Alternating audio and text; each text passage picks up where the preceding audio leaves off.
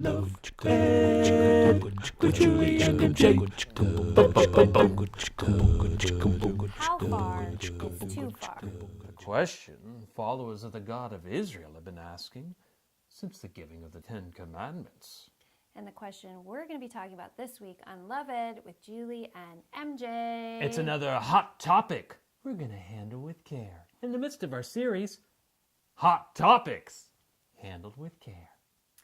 Last week, we uncovered a couple of wrong perspectives from which this question often springs. Because if you're approaching the battle for sexual purity from a performance or fear-based mindset, you are probably going to lose.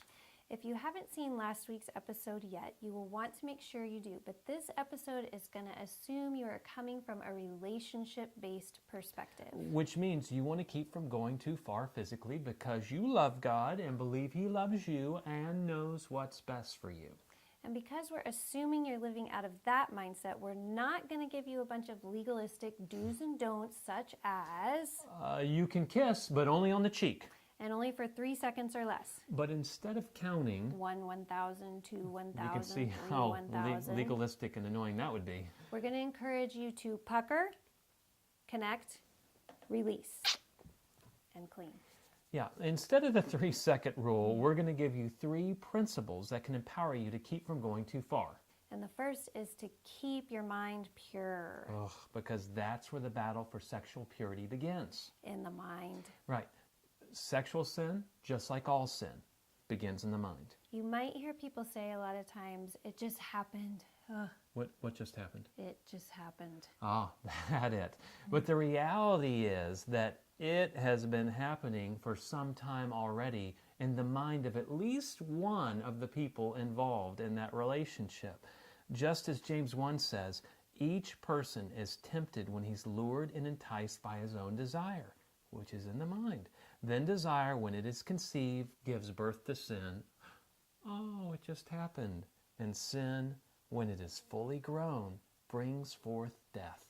So if the way that you're behaving or the way you're dressing or the places that you're going are leading you to sexually fantasize, then you've already gone too far. Yeah, remember, it's easy to forget. It was the sweet and mild Jesus, the one who died for our sins. He is the one who said that sexually fantasizing is as evil a sin as actually committing adultery.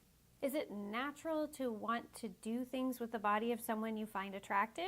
Yes. And even more so if it's someone that you really care about. Yeah, but it's also natural for me to want to blow up the car of the guy who just cut me off in traffic. Did I just confess something? Mm-hmm. But just because something is perfectly natural doesn't make it right or even healthy. Plain and simple, if you won't keep your mind pure, you're not going to be able to keep your body pure. This is why Romans 12 connects the purity of the mind with the body.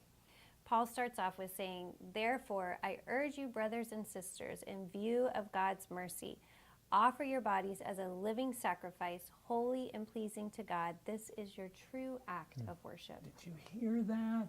Doesn't that sound like so much more noble of a goal than don't go too far, kids? Offer your body a living sacrifice, holy and acceptable. But how do we do that? How do we not only keep our bodies holy, but do so for the purpose of glorifying God like a living sacrifice? Paul answers that question in the 2nd verse. He says, do not be conformed to the patterns of this world, but be transformed. How? By magic? Through the renewing of your minds, that you, by testing, may be able to discern what the will of God is, that which is good, acceptable, and perfect. So have you done that? Have you tested and discerned what leads you to sexual fantasy? If you haven't, can you expect to stay pure? No, you can't. That's why 2 Corinthians 10, Paul says to take every thought captive and make it obedient to Christ. If you won't keep your mind pure, you're not going to be able to keep your dating life pure. Hey, we know this is hard, okay? It was hard for us when we were dating. Yes, it was still hard back then. It's even today. Sexual purity is a battle that still has to be won by married people everywhere. But your options are thus. You either take your thoughts captive or you'll be taken captive by your thoughts. If you'd like help with the former of taking your thoughts captive, you'll find links below and at the end of this video to help. So what's our second purity principle? I would say you can hold hands, but you can't waffle. Which is a term I just learned today.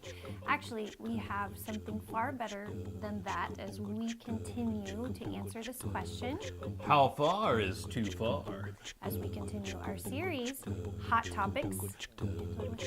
Join us in for Love Ed with Julie and MJ. Love Ed with Julie and MJ.